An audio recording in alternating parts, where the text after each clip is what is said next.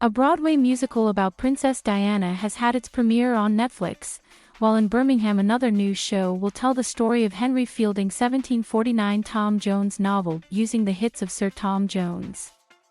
Both come from the brain of one American playwright.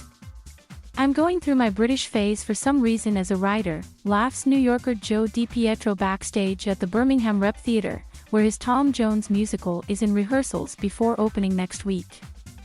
Titled What's New Pussycat, that show is in fact not just based on one Tom Jones. It's two Tom Joneses for the price of one. Tom Jones meets Tom Jones. Tom Jones squared. To explain, novelist Henry Fielding's classic book The History of Tom Jones, a foundling followed the dashing rogue's escapades through 18th century society. After it was turned into a popular film in 1963, a dashing singer called Thomas John Woodward adopted the stage name Tom Jones and went on to have hits including It's Not Unusual, What's New Pussycat, Delilah, and Sex Bomb. Now, DiPietro has transplanted Fielding's Tom Jones into swinging 1960s London for a stage musical soundtracked by the swinging hits of Sir Tom Jones.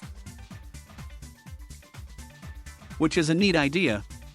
But will a neat idea make a great show? That music is so good and it's so theatrical, says the playwright, who won 2 Tony Awards in 2010 for his 1950s set musical Memphis. Tom Jones sang mostly about love, and being in and out of love, and the book Tom Jones very much examines love from all angles. So they fit easier than I thought. The show is choreographed by former Strictly Come Dancing judge Marlene Phillips, with Tom Jones played by Dominic Anderson, who himself is tall, dark, and dashing. But any resemblance to the pop star is unintentional. He's playing the Tom Jones of the book, not Sir Tom Jones, DiPietro points out. Before audiences get the double helping of Tom Jones, they can see how DiPietro has tackled an even more iconic British figure, and one whose story is much more emotionally fraught. Merely the words Diana, the musical, have raised some hackles on the side of the Atlantic. The show, which DiPietro wrote with Bon Jovi's keyboardist, had started preview performances on Broadway just before COVID shut it down last spring. So it was filmed without an audience and was released on Netflix on Friday, before finally premiering in person in New York in November. "I knew what the average American guy knew about Diana," the writer says. "I remember her holding the AIDS baby, and the wedding and, hearing about the terrible marriage. I sort of didn't quite follow it, but I remember always admiring her, especially for her charity work. I'm a big reader and I happened one day to pick up a bio of Diana. As I was reading, I was like, this would make a great musical. I was especially attracted to her sense of empathy, which was almost supernatural. The pieces really started falling into place when he learned more about the love triangle between Charles, Diana, and Camilla. That's fascinating to me, and everything about the Diana relationship suddenly had subtext, because we know in hindsight he was truly in love with another woman," the writer says. "It was epic and royal, and I thought, she's an 80s pop princess, and I often collaborate with David Bryan of Bon Jovi, who was an 80s pop star. I told him the idea and he was like, oh my god, that's great, yes." The all-singing storyline spans Charles and Diana's marriage, with the people's pop princess played by British actress Gina Duvall, a Broadway regular.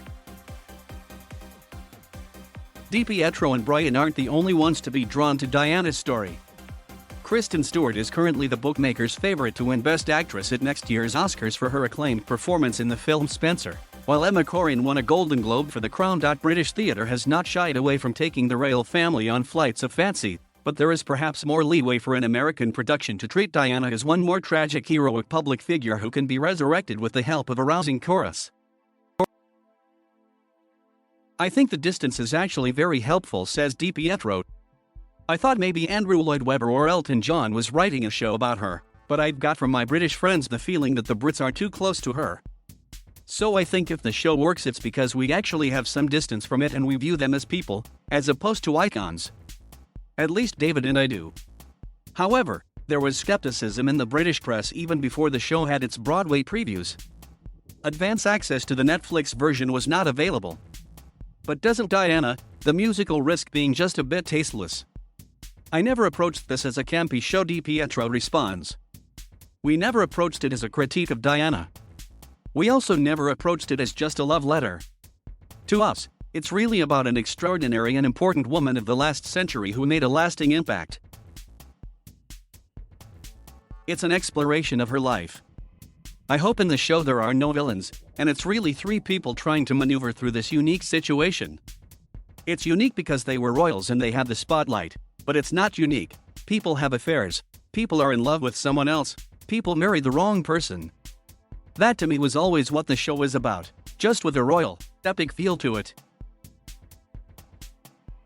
And also we never see Harry or William, because I felt that was a little exploitative. They're obviously talked about and discussed, but they don't come on at the end. That to me is cheap and cheesy, which is something we've worked hard not to make this musical. Diana, the musical, is on Netflix from Friday, October 1st. What's new? Pussycat is at the Birmingham Rep from Friday, October 8th.